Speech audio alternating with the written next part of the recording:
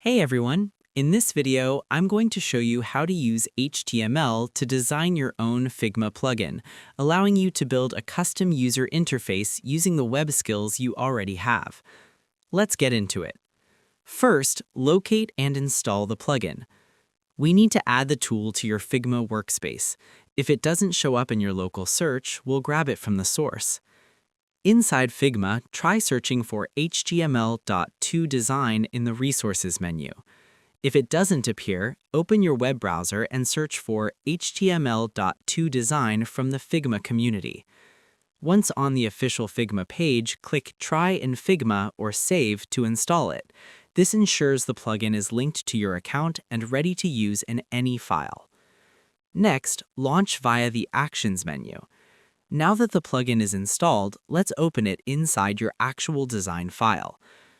Open the Figma project where you want to import the website. Look at the bottom toolbar and click on Actions or Ctrl+K. Type html.toDesign into the search bar and hit Enter to launch the plugin window. Lastly, import your website. This is where the magic happens. You can now pull live code directly onto your canvas as vector elements.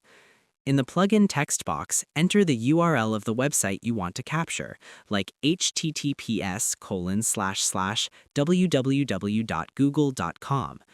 Before importing, you can select your desired device, desktop, tablet, or mobile, and your preferred theme, light or dark.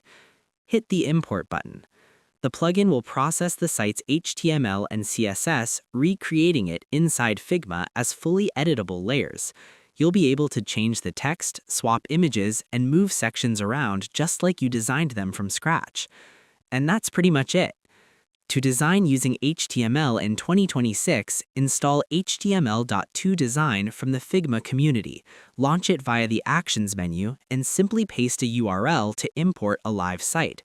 It's the easiest way to perform competitive research or start a redesign without building every element by hand. I hope this helped you out, and I see you in the next one.